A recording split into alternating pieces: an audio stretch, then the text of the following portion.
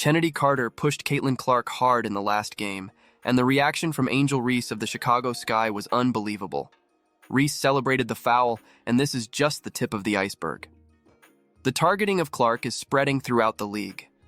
In the game against the Seattle Storm, we saw another hard foul on Clark, which wasn't even called by the referees, showing that this aggression is not an isolated incident. Clark, visibly shaken, commented after the game that this type of play is not basketball. Fever's coach, Christy Sides, praised Clark's resilience for not reacting impulsively to the incident. Sides said she will continue sending videos of these moments to the league, seeking justice and protection for her players. After the game, Chennedy Carter refused to answer questions about the push, declaring, "I ain't answering no Caitlin Clark questions." Did she say anything to you? I don't know what she said. This attitude from Carter shows the tension and intensity that this type of confrontation brings to the league. Fever's general manager, Lynn Dunn, expressed her outrage. She said, "There's a difference between tough defense and unnecessary targeting actions. It needs to stop. The league needs to clean up the crap. That's not who this league is." Dunn is determined to ensure that justice is served and that Clark can continue playing without facing this kind of aggression. But now, let's analyze how all this is impacting Caitlin Clark's performance. Clark's transition from college basketball to the WNBA has not been easy. In college, she was used to a very different level of physicality. In the WNBA, it's a whole different story. Players are using a lot of physical force to try to take Clark out of action. This approach is not new. Other talented rookies also face this kind of intense defense. It's a clear attempt to destabilize players who have the potential to change the game. But Clark is handling it admirably. Despite the extreme physicality, Caitlin Clark continues to stand out. Her resilience is impressive. With each game, she shows that she can overcome pressure and hard fouls. Even with all this aggression directed at her, Clark maintains solid and impactful numbers. Physicality can affect her performance at times, but she is proving that she can overcome these obstacles. She continues to evolve, demonstrating that she has what it takes to become one of the great stars of the WNBA. Her resilience in the face of adversity not only inspires her teammates but also the fans who follow her journey. Speaking of which, the reaction to the incident with Clark was immediate and intense. Sports media and social networks exploded with discussions about the excessive physicality in the WNBA. The hashtag #ProtectCaitlinClark started gaining traction, with fans demanding more protection for the Fever star. Some commentators argue that the WNBA needs to take stricter measures to prevent incidents like this from becoming common. They emphasize that the league needs to find a balance between allowing intense defense and ensuring the safety of the players. Players from other teams also spoke out. Some expressed solidarity with Clark, recognizing that the physicality can be discouraging and harmful. Others defended the need to maintain intensity in the game, but stressed the importance of not crossing the line of what is acceptable. This division of opinions reflects the complexity of the problem. On one hand, physicality is an essential part of competitive basketball. On the other hand, it is crucial to ensure that players can compete in a safe and fair environment. These reactions show that there is a growing recognition within the league about the importance of addressing the issue of excessive physicality. The discussion isn't about eliminating tough defense, but rather ensuring that it is applied within acceptable limits. Now, let's talk about officiating. The current WNBA rules allow for a certain level of physicality, but there is a fine line between intense defense and unnecessary aggression.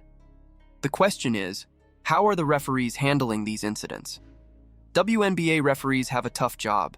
They need to ensure the game is competitive and fair, but they also need to protect the players from injuries.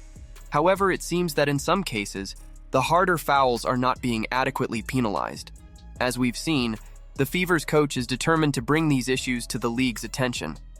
She has been sending videos of the incidents to the WNBA, seeking a stronger response from the referees.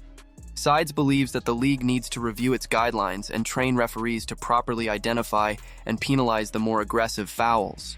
Additionally, there is a growing debate about the need to introduce stricter rules to protect the players.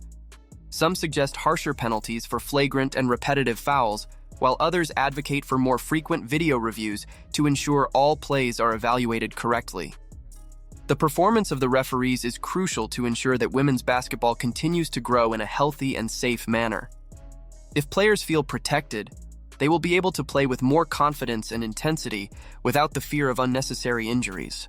That said, it is clear that the WNBA needs to take stronger measures to mitigate excessive physicality and protect its players.